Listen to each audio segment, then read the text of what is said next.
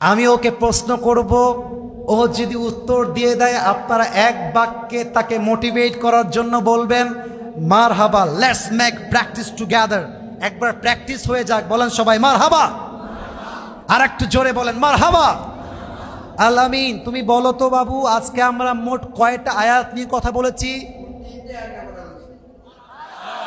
আওয়াজটা আসে নাই, জোরে বলেন মারহাবা। আচ্ছা বলো তো, প্রথম আয়াতের মেসেজটা কি ছিল? মূল মেসেজ পারবা, তুমি পারবা। বলে ফেলেছে, কোনো কষ্ট আমার সাধ্যের বাহিরে নয়।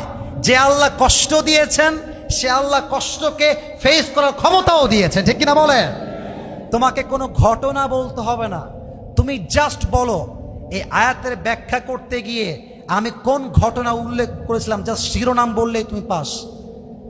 ব্যক্তির নামটা বলো, পারবে পারবে, তিনবার চান্স আছে, পারবে। মারহাবা বলেন সবাই। হোসাইন কারাবালার ময়দানে শহীদ হয়েছেন, তার মাকে আল্লাহ অগ্রিম খবর দিয়েছেন, কিন্তু এই কষ্টের ক্ষমতা, সহ্য করার ক্ষমতা তাকে দিয়েছে একজন, তিনি কে? 2 নাম্বার আয়াতের মেসেজ কি ছিল বলতে পারবা? খুবই সহজ, মারে আল্লাহ। মারহাবা বলবেন না আপনারা সবাই?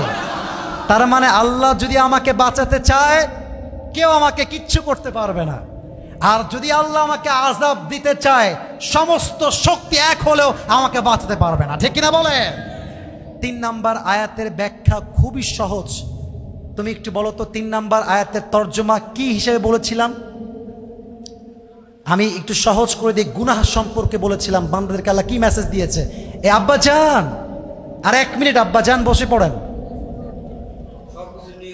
না, নিয়ত না। আল্লাহ বলেছেন, বান্দা তোমরা যারা গুনাহ করে করে হতাশ হয়ে গিয়েছো, লা তাকনাতু মির রহমাতিল্লাহ, আল্লাহর রহমত থেকে নিরাশ হয়ে যেও না। আল্লাহ তারপরে কি বলেছেন সঠিক মনে হয়, ও এটা না পারলেও পুরস্কার পাবে। তওবা, তওবা করলে আল্লাহ কি করেন? ক্ষমা করেন। বলে সবাই মারহাবা। একটা কথা মাথায় রাখবেন, 2-1 জায়গায় বেঁধেছে মানে যে সে ডিজার্ভ করে না তা নয়, বরং এতগুলো মানুষ বসে আছে কেউ হাত তুলে নাই, সে আগে হাত তুলে প্রমাণ করেছে সেইটার যোগ্যতা বহন করে, ঠিক কিনা বলে? আলামিনকে আমি আতরটা হাদিয়া দিব, তবে আমি একজন যুবককে দাবি রাখবো যার বউ নেই, এই আতরটা গিফট দেওয়ার সময় সেই যুবকটা দাঁড়িয়ে লিল্লাহি তাকবীর বলে সবাইকে আবার উজ্জীবিত করবে। কে আছে? দাঁড়িয়ে যাও।